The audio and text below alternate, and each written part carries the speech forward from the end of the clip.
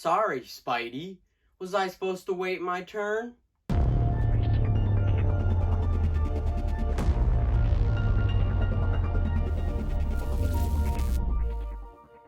Hey guys, it's Chris, and in today's video, I'm talking about the Spectacular Spider-Man Season 1, Episode 11. This episode is titled Group Therapy. Let's get into it! The Sinister Six has had many different lineups, and this is by far my favorite. It features some of Spider-Man's greatest foes: Rhino, Doc Ock, Electro, Sandman, Vulture, and the Shocker. I'm the Shocker, the Shocker. What is this, pro wrestling? Each member of the Six once fought against Spider-Man and was defeated. 5 of them were imprisoned on Ryker Island. All of them have a grudge against Spider-Man, but for different reasons. Maxwell contacts Otto, who's incarcerated. Otto recruits him to the Six. Electro creates a blackout by destroying one of the prison's generators.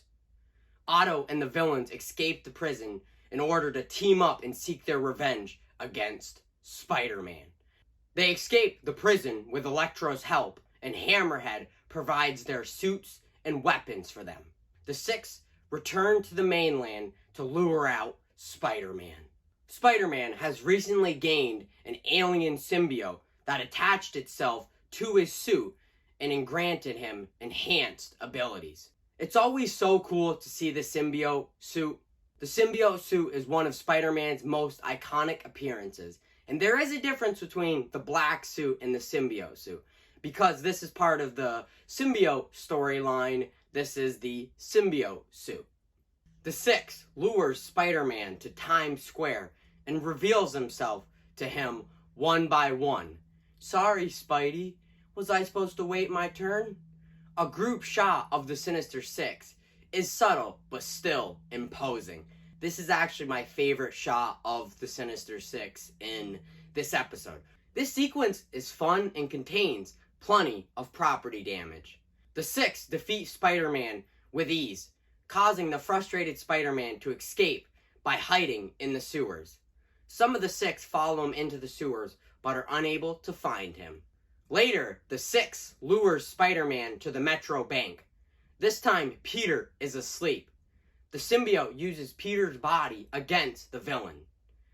The battle begins at the Metro Bank, but then proceeds into Central Park. Eventually, the symbiote defeats 5 of the villains by using their strengths and weaknesses against each other. Rhino is the first to be taken out by accidentally getting in the way of Electro and Shocker's combined blast. Rhino gets hit by the blast. Spider-Man uses the unconscious Rhino and throws him or tosses him on top of Electro. Spidey then proceeds to take out Vulture by ripping apart his flight tech circuitry. Vulture gets trapped in a web between 2 trees. Spidey then uses one of Vulture's talons to pierce one of Shocker's gauntlets. While Spider-Man and Shocker battle, Sandman tries to sneak up on Spider-Man to take him out. Spider-Man dodges Sandman and one of Shocker's blasts. The symbiote learns that the ruined gauntlet can disintegrate Sandman. Spider-Man rips off the ruined gauntlet and drops it on top of Sandman. This makes it so Sandman can't reform. Spider-Man receives a hint by Shocker by another gauntlet. This causes the other gauntlet to be destroyed, rendering Shocker powerless. Doc Ock is defeated last. Doc Ock grabs a tired-out Spider-Man and tries to impale him on Rhino's horn. Okay, that got a little dark. Spider-Man escapes because of Electro's last blast of electricity. Spider-Man uses some powerful moves and quick thinking to defeat Doc Ock. Spider-Man tries to kill Doc Ock with one of his piercers, but is stopped by Gwen's father, or Captain Stacy. Just like in the Amazing Spider-Man movies, her dad was Captain Stacy, essentially the captain of the police force. This ends the battle between symbiote Spider-Man and the Sinister Six. This battle causes the Six to disband for the time being. This fight sequence is one of the best of Spider-Man versus the Sinister Six. It's electrifying, gripping, and straight up awesome.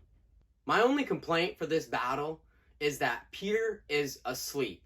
There's no little jokes, no quips. When it comes to Spider-Man, it's complete silence. Group therapy is part 2 of the Symbiote storyline. Part 1 is good, and part 3 is phenomenal. But my personal favorite is part 2. Episode 11 is a good example why this is still one of Spider-Man's best animated series. Yes, the animation style is older, but it has the action, humor, and emotion you'd expect from Spider-Man. I'm Spider-ManChris, and I'll see you in the next one.